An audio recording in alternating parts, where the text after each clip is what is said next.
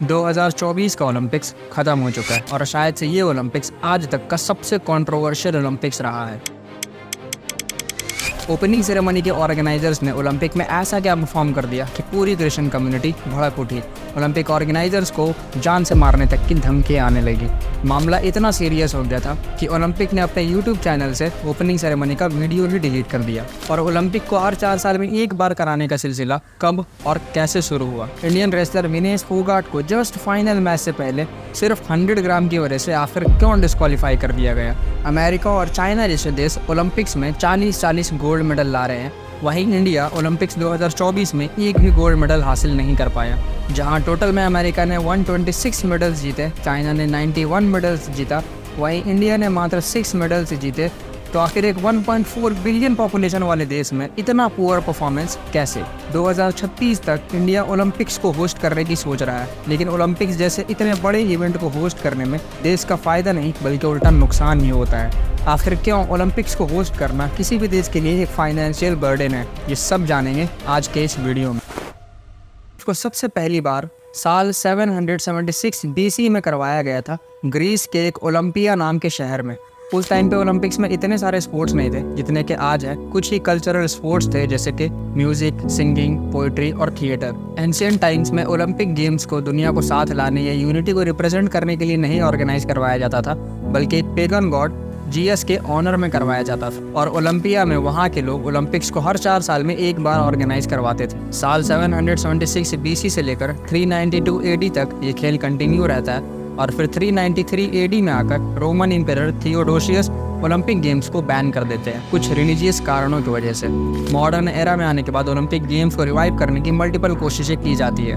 Finally 1894 में बैरन Pierre दे Coubertin Paris के अंदर एक मीटिंग करवाते हैं जहां अलग अलग देश के लोग आते हैं, इटली, आयरलैंड, रशिया, स्पेन, और ओलंपिक को दोबारा से करवाने की बात फाइनल हो जाती है।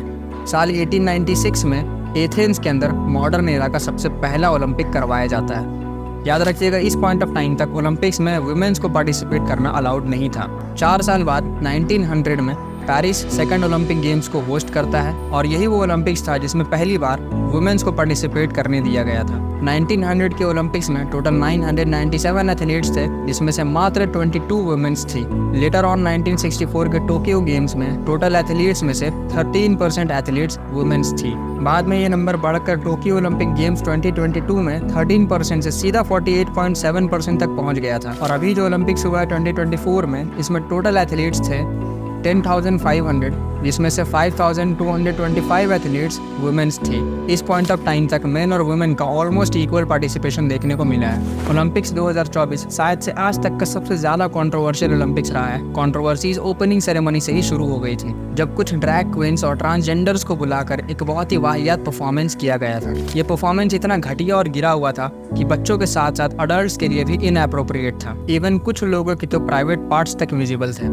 इस बात को लेकर तो लोग इस सेरेमनी को क्रिटिसाइज करते ही है, पर विवाद तब उठता है जब क्रिश्चियंस को ये पता चलता है कि ये परफॉर्मेंस जीसस क्राइस्ट को मॉक करने के लिए किया गया था। लियोनार्डो दा विंची की ये पेंटिंग द लास्ट सुपर, जो कि हूबहू इस फोटो से मैच कर रही थी। और जैसे ही ये फोटो इंटरनेट पर वायरल होती है, क्रिश्चियंस भड़क उठते हैं।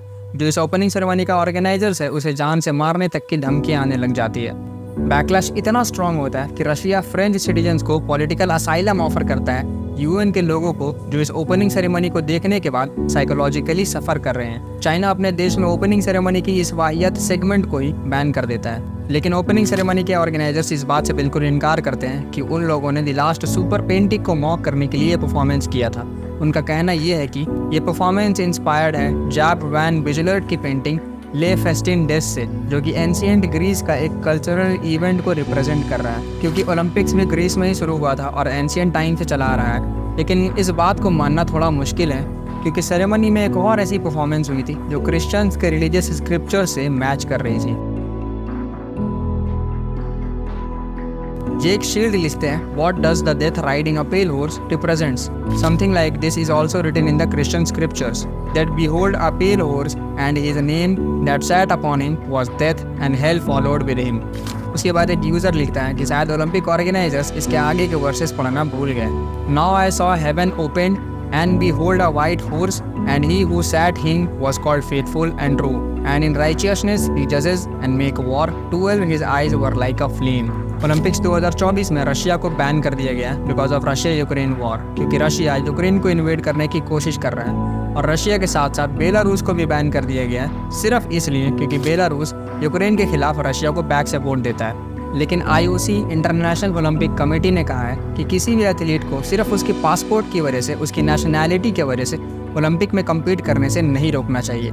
IOC ने कहा कि अगर रशियन और बेलारूस के एथलीट्स कुछ सर्टेन कंडीशंस पर राजी होते हैं तो उन्हें ओलंपिक्स में खेलने दिया जाएगा। और वो सर्टेन कंडीशंस क्या हैं? सबसे पहली कंडीशन यह थी कि कोई भी रशिया या बेलारूस का एथलीट स्पोर्ट्स में अपनी कंट्री को रिप्रेजेंट नहीं कर सकता। वो अपनी कंट्री का फ्लैग अपने ऊपर ओढ़ भी नहीं सकता। उसके जगह पर उन्हें ग्रीन कलर का न्यूट्रल फ्लैग दिया जाएगा और उसे ही ओढ़कर उन्हें ओलंपिक्स में पार्टिसिपेट करना है। रशिया और बेलारूस के एथलीट्स को ओपनिंग सेरेमनी वाले दिन सीन रिवर में परेड करने की इजाज़त नहीं हुई। ये कंडीशन यह थी कि कोई भी रशियन या बेलारूस का एथलीट जो कि एज अ न्यूट्रल एथलीट खेल रहा होगा, उसके मेडल जीतने पर उसके देश का नेशनल एंथम प्ले नहीं किया जाएगा। और इन्हीं सब कंडीशंस की वजह से ना के बराबर बेलारूस और रशिया के एथलीट्स ने ओलंपिक्स में पार्टिसिपेट किया। करीब 16 रशियंस और 17 बेलारूशियंस ने एक न्यूट्रल बैनर के नीचे परफॉर्म करने के लिए राजी हुए। लेटर ऑन इनमें से भी कुछ लोगों ने पार्टिसिपेट नहीं किया। लेकिन रशिया और बेलारूस के एथलीट्स पर इतने कंडीशंस लगाने के बावजूद भी यूक्रेन के प्रेसिडेंट मिस्टर ज़ेलेंस्की IOC के इस फैसले से बिल्कुल भी खुश नहीं थे। उसने सीधे ओलंपिक्स को बाइकआउट करने की धमकी दे दी। और क्योंकि रशियन एथलीट्स को बैन कर दिया गया because of Russia Ukraine war, और बेलारूस के एथलीट्स को सिर्फ इसलिए बैन कर दिया गया क्योंकि बेलारूस यूक्रेन के खिलाफ रशिया को बैक सपोर्ट देता है, लोगों ने प्रोटेस्ट किया और IOC से ये डिमांड की कि इजराइल को भी ओलंपिक 2024 से बैन कर दिया जाए।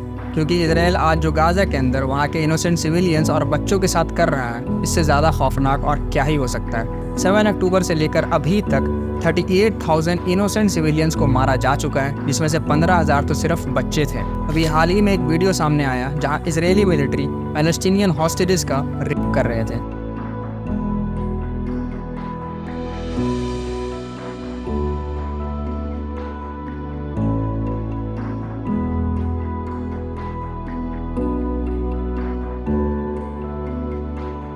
स्कूल्स और यूनिवर्सिटीज़ को बॉम्ब करना तो इजराइल का पेशा हो चुका है। लेकिन नेतन्याहू के इतने वॉर क्राइम्स के बाद भी इंटरनेशनल ओलंपिक कमेटी इजराइल को बैन नहीं करती है। Because the genocide that is happening right now in Gaza is the most documented and the most denied genocide ever took place on this earth. सोंकाम्बा सिल्ला जो कि French की एक athlete है, इन्हें ओपनिंग सेरेमनी को अटेंड करने से रोका गया सिर्फ इसलिए क्योंकि ये एक हेड स्कार्फ पहनकर थी। वहीं दूसरी तरफ एक Dutch athlete who is convicted of rape was allowed to participate in the Olympics without any hurdle। यानी इनके लिए हिजाब रेप से भी ज़्यादा ऑफेंसिव है। कुल मिलाकर बात यह है कि someone who is convicted of rape, एक देश जिसके ऊपर मल्टीपल वॉर क्राइम्स के चार्जेस हैं, ये सब ओलंपिक्स में पार्टिसिपेट कर सकते हैं, और जो हिजाब या हेड स्कार्फ पहन ले वो ओलंपिक्स में पार्टिसिपेट नहीं कर सकता। पूरे यूरोपियन कॉन्टिनेंट में सिर्फ फ्रांस ही एक ऐसा देश है जिसने अपने एथलीट्स के ऊपर हिजाब बैन लगाया है। हालांकि IOC ने ये बात कंफर्म की कि स्पोर्ट्स के अंदर एथलीट्स हिजाब पहन सकते हैं। ओलंपिक विलेज के अंदर किसी पर्टिकुलर कंट्री का रूल नहीं बल्कि IOC का रूल ही अप्लाई होगा। ओलंपिक में दूसरा बवाल तब खड़ा हुआ जब एक अल्जीरियन बॉक्सर इमैन कैलिफ का मुकाबला हुआ इटली की एंजेला करीनी से। मैच शुरू होने के 46 सेकंड बाद ही एंजेला करीनी मैच से सरेंडर कर देती है और रिंग में ही बैठकर रोने लग जाती है। लेकिन विवाद तब खड़ा होता है जब इंटरनेट पर एक स्क्रीनशॉट वायरल होती है कि इमैन कैलिफ एक बायोलॉजिकल मेल है विद XY क्रोमोसोम्स। एक और बात सामने आती है कि 2023 में इमैन कैलिफ को चैंपियनशिप से डिस्क्वालीफाई कर दिया गया था क्योंकि वो एक जेंडर एलिजिबिलिटी टेस्ट में फेल हो गई थी। डोनाल्ड ट्रंप ने कहा कि वुमेन स्पोर्ट्स से बायोलॉजिकल मेन को बैन कर दें। एलॉन मस्क ने हैशटैग ट्रेंड करवाया that I stand with Angela Carini. Later on ये बात सामने आती है कि इमैन कैलिफ एक बायोलॉजिकल फीमेल ही है विद XX क्रोमोसोम्स और ये स्क्रीनशॉट कम्प्लीटली फेक है। हालांकि ये बात सही है कि 2023 के चैंपियनशिप से इमैन कैलिफ को डिस्क्वालीफाई कर दिया गया था, और उसका कारण ये नहीं था कि इमैन कैलिफ एक बायोलॉजिकल मेल है। उसका कारण ये था कि इमैन कैलिफ एक जेंडर एलिजिबिलिटी टेस्ट में उनका टेस्टोस्टेरोन लेवल काफ़ी हाई था, जिसकी वजह से उन्हें डिस्क्वालीफाई कर दिया गया था। And testosterone levels can not justify someone's gender. और जब ये बात सामने आई तो जिन लोगों ने भी इमैन कैलिफ को क्रिटिसाइज किया था उन सब ने अपनी अपॉलॉजीज पेश की। Despite all the controversies, Imane Khelif ने 2024 के ओलंपिक्स में गोल्ड मेडल जीता। जहाँ एक तरफ लोग इमैन कैलिफ को गालियाँ दे रहे थे, उन्हें हेटफुल कमेंट सुना रहे थे, वहीं दूसरी तरफ लोग एक तुर्किश शूटर यूसुफ डीकेक के दीवाने हो चुके थे। और हो भी क्यों ना, इस बंदे ने काम ही ऐसा किया। ना कोई शूटिंग गियर पहने, ना कोई फैंसी ग्लास लगाया, ना हेडफोन्स लगाया, बस एक कैजुअल सा लुक, एक आम सा चश्मा, एक हाथ पॉकेट में और दूसरा हाथ निशाने पे, और इतने लिमिटेड गियर्स के साथ इस भाई साहब ने ओलंपिक्स में सिल्वर मेडल जीता। And this guy deserves the hype, क्योंकि इनकी उम्र 51 ईयर्स है। इस उम्र में लोग पावर का चश्मा लगाते हैं, उन्हें मोतियाबिंद हो जाता है, दूर की चीजें दिखाई नहीं देती हैं, और ये भाई साहब लिमिटेड गियर्स के साथ ओलंपिक्स में सिल्वर मेडल सिक्योर करके जा रहे हैं। इंटरनेट पर तो लोगों ने ये तक कहना शुरू कर दिया कि तुर्की ने कोई आर्मी प्रोफेशनल शूटर ही भेज दिया है कम्पीट करने के लिए, लेकिन ऐसा भी नहीं है। यूसुफ डिकैक ने पहले भी कई ओलंपिक्स में पार्टिसिपेट किया है, जैसे कि Beijing Olympic 2008, London Olympic 2012, Rio Olympic 2016 और टोक्यो ओलंपिक 2020। बाकी देशों के साथ साथ भारत ने भी ओलंपिक्स में अपने झंडे गाड़े। नीरज चोपड़ा ने जेवलिन थ्रो में एक सिल्वर मेडल सिक्योर किया। आमतौर पे जब किसी देश के एथलीट सिल्वर मेडल जीतता है तो लोग खुश होते हैं, पर इस बार लोग उतने खुश नहीं थे, क्योंकि नीरज चोपड़ा से हर किसी को गोल्ड मेडल की उम्मीद थी। नीरज चोपड़ा से हर कोई गोल्ड की उम्मीद इसलिए भी कर रहा था क्योंकि इस बंदे ने पहले भी बड़े बड़े अचीवमेंट्स कर रखे हैं। वर्ल्ड एथलेटिक चैंपियनशिप में 1 गोल्ड और 1 सिल्वर जीता है। टोक्यो ओलंपिक्स में गोल्ड, 2018 के कॉमनवेल्थ गेम्स में गोल्ड, 2018 के एशियन गेम्स में gold, double diamond league titles और ऐसे बहुत से मेडल्स वो अपने नाम कर चुके हैं। लेकिन अनफॉर्चुनेटली इस बार ओलंपिक 2024 में वो गोल्ड मेडल नहीं जीत पाए। गोल्ड मेडल हासिल करने वाले एथलीट बने पाकिस्तान के अरशद नदीम, जो कि नीरज चोपड़ा के दोस्त भी हैं। ग्रेंडा के एडरसन पीटर्स ने 88.54 मीटर का थ्रो फेंका और वो बने ब्रॉन्ज मेडलिस्ट। इंडिया के नीरज चोपड़ा ने 89.54 मीटर का थ्रो लगाया और वह बने सिल्वर मेडलिस्ट। पाकिस्तान के अरशद नदीम ने 92.97 मीटर्स का थ्रो लगाया और वो बने गोल्ड मेडलिस्ट। अरशद नदीम ने सिर्फ गोल्ड मेडल हासिल नहीं किया, बल्कि ओलंपिक से एक रिकॉर्ड भी तोड़ा है, जो कि नॉर्वे के एंड्रियास थॉर्किंसन ने सेट किया था 90.57 मीटर्स का 2008 में। लेकिन 2024 की असली गोल्ड मेडलिस्ट बनी अरशद नदीम की अम्मी और नीरज चोपड़ा की माँ। नीरज चोपड़ा की माँ ने कहा कि जिसने गोल्ड जीता है वो भी हमारा ही बेटा है और हमें तो सिल्वर भी गोल्ड लग रहा है। नहीं जान तो बहुत खुश है, हमने तो सिल्वर भी गोल्ड वर्गा लग रहा है। गोल्ड उसका गया भी मारे लड़का जी मेहनत करके सब जा रहे। कोई बात नहीं जी, ये तो तीनों हुए हैं बच्चे के खिलाड़ी के। खुश है जमा, पूरे खुश है। इसके बाद अरशद नदीम की अम्मी की भी एक वीडियो सामने आती है, जिसमें वो कहती है कि नीरज मेरे बेटे जैसा है, और उन्होंने नीरज चोपड़ा के लिए भी दुआ की थी। नीरज अरशद का दोस्त है और भाई जैसा है। एक और इंडियन एथलीट से गोल्ड मेडल आने की पूरी उम्मीद थी, लेकिन अनफॉर्चुनेटली ऐसा हो नहीं पाया। विनेश फोगाट ने अपने पहले ही मैच में जापान की यूई सुसाकी को हराया। यूई सुसाकी कोई मामूली रेसलर नहीं है, बल्कि 4 टाइम वर्ल्ड चैंपियन है और उसने कभी भी इंटरनेशनल कॉम्पिटिशन्स में एक सिंगल बाउट तक नहीं हारा है, और इसको विनेश ने पहले ही मैच में 3-2 से हराया। क्वार्टर फाइनल में विनेश ने यूक्रेन की ओसाका लिवांच को 7-5 से हराया, और सेमीफाइनल्स में विनेश ने क्यूबा की यूसनेलिस गुज़मान लोपेज को 5-0 से हराया, और इसी के साथ वो बन गई भारत की पहली महिला ओलंपिक के रेसलिंग फाइनल्स में जाने वाली in the 50 kg weight category. और इसीलिए विनेश के इतने तगड़े परफॉर्मेंस को देखकर हर किसी को यही लग रहा था कि भारत के खाते में एक गोल्ड तो पक्का है, विनेश फोगाट फाइनल्स को आराम से जीत जाएंगे। लेकिन जस्ट फाइनल से ये खबर आती है कि विनेश को ओलंपिक फाइनल से डिस्क्वालीफाई कर दिया गया, सिर्फ इसलिए क्योंकि उस दिन उनका वेट 100 ग्राम्स ज़्यादा था। Vinesh Phogat usually 53 kg weight category में कम्पीट करती थी, लेकिन WFI के कुछ उटपटांग डिसीजंस की वजह से उन्हें 50 kg वेट कैटेगरी में कम्पीट करना पड़ा था। विनेश पूरी रात जाग कर एक्सरसाइज करती है, कार्डियो करती है, अपना वेट कम करने की कोशिश करती है। वेट कम करने के लिए उन्होंने अपने बाल तक कटवा लिए, सोना लिया, यहाँ तक कि खून तक निकाल दिया, और अगले ही सुबह वह सिर्फ 100 ग्राम ओवरवेट की वजह से डिस्क्वालीफाई हो गई। 100 ग्राम का वजन कितना होता है ये कोई विनेश फोगाट से पूछे। इसके बाद विनेश ओलंपिक कमेटी से एक जॉइंट सिल्वर मेडल की अपील करती हैं, लेकिन उनके इस अपील को भी रिजेक्ट कर दिया जाता है। इंटरनेट पर विनेश फोगाट ये अनाउंस करती हैं कि वो कुश्ती से रिटायर हो रही हैं। एक ट्वीट में वो लिखती है, माँ कुश्ती मेरे से जीत गई, मैं हार गई, माफ़ करना आपका सपना, मेरी हिम्मत सब टूट चुका है, इससे ज़्यादा ताकत नहीं रही अब, अलविदा कुश्ती 2001 से 2024। याद रखिएगा, ये वही विनेश फोगाट है जिसको एक टाइम पर लोग देश का गद्दार बता रहे थे, एंटी नेशनल बता रहे थे, सिर्फ इसलिए क्योंकि विनेश फोगाट बीजेपी सांसद और WFI के प्रेसिडेंट ब्रिजभूषण के खिलाफ जंतर मंतर में प्रोटेस्ट किया था। विनेश के साथ बाकी रेसलर्स ने भी ब्रिजभूषण के खिलाफ सेक्सुअल अब्यूज के आरोप लगाए थे। कल तक जो लोग विनेश को देशद्रोह बता रहे थे, आज वही लोग विनेश की बड़ाइयाँ कर रहे हैं। इसीलिए लोगों को पॉलिटिक्स में इतना भी अंधा नहीं होना चाहिए कि उन्हें इंसानियत ही दिखाई ना दे। टोटल मिलाकर इंडिया ने ओलंपिक्स 2024 में 6 मेडल्स जीते।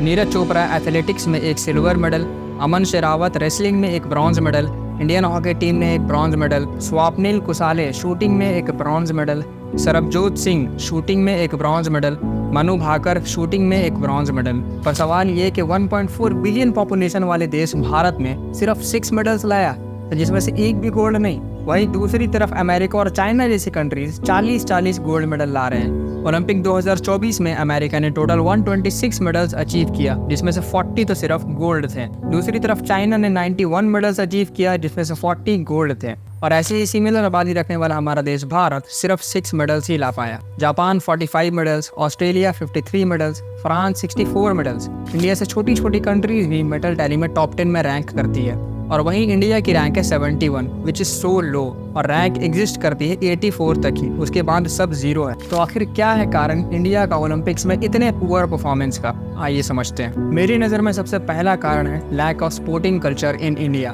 बचपन से ही बच्चों को खेलने कूदने से रोका जाता है और एकेडमिक्स में फंसा कर रखा जाता है। कई घरों में तो पेरेंट्स बच्चों को खेलने की वजह से मारते पीटते भी है। बच्चों को बचपन से ही ये सिखाया जाता है कि खेलोगे कूदोगे तो बनोगे खराब, और पढ़ोगे लिखोगे तो बनोगे नवाब। मतलब खेलने कूदने से तुम खराब बन जाओगे, और पढ़ो लिखोगे तो तुम कंपनी का स्लेव नहीं, सीधे नवाब बनोगे।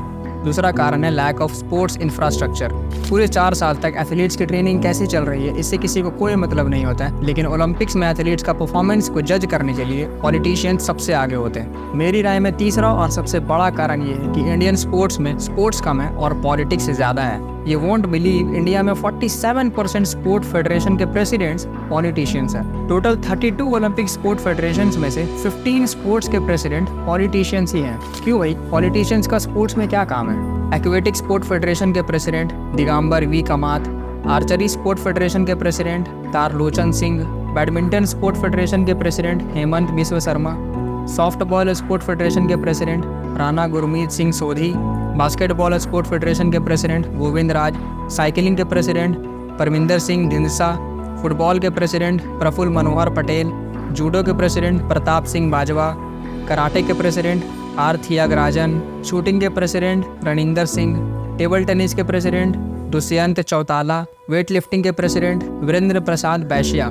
जो स्पोर्ट्स उस पॉलिटिशियन को खुद खेलना नहीं आता, उसे उस स्पोर्ट फेडरेशन का प्रेसिडेंट बना दिया, तो कहाँ से आएंगे मेडल? जिस देश में भी ओलंपिक्स होस्ट होता है वहाँ पे टूरिज्म बढ़ता है और लोकल इकोनॉमीज को बूस्ट मिलता है। ओलंपिक होस्ट करने से ग्लोबल ट्रेड बढ़ता है और कंट्री का स्टेटस ऊंचा होता है। जिस देश में ओलंपिक्स होस्ट होता है वहाँ के सिटीजन्स को एक नेशनल प्राइड फील होता है, और इन्हीं सब कारणों की वजह से 2036 तक इंडिया भी ओलंपिक्स को होस्ट करने की सोच रहा है। इससे पहले भी इंडिया ने सक्सेसफुली G20 समिट को होस्ट किया और बिजनेस 20 मीटिंग्स को भी होस्ट किया, लेकिन इंडिया में किसी स्पोर्ट इवेंट को होस्ट करने की हिस्ट्री सही नहीं रही है। 2010 में इंडिया ने कॉमनवेल्थ गेम्स को होस्ट किया था। इस गेम को होस्ट करने की एस्टिमेशंस करीब 2 बिलियन पाउंड से 4 बिलियन पाउंड्स तक थी, लेकिन इंडिया ने अप्रैल 2007 में मात्र 500 मिलियन पाउंड्स ही अप्रूव किए। कॉमनवेल्थ गेम दिल्ली में होस्ट होने वाला था और होस्टिंग से जस्ट 1 महीने पहले तक स्टेडियम भी तैयार नहीं था। स्टेडियम जाने वाले रास्ते में भी गड्ढे मौजूद थे।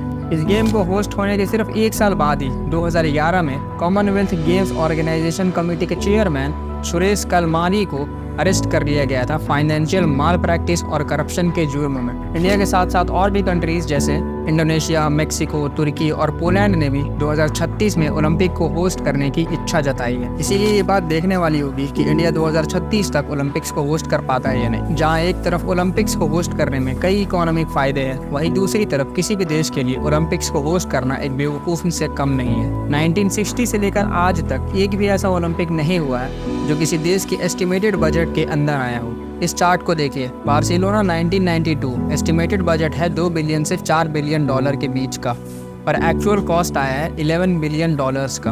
London Olympics 2012 estimated budget around 9 million dollars, पर एक्चुअल कॉस्ट आया है 17 बिलियन डॉलर्स। सबसे ज़्यादा कॉस्ट ओवररन हुआ है रियो डी जेनेरियो के 2016 के ओलंपिक्स में। एस्टिमेटेड बजट है अराउंड 4 बिलियन से 6 बिलियन डॉलर्स के बीच का, पर एक्चुअल कॉस्ट आया है 24 बिलियन डॉलर्स के करीब।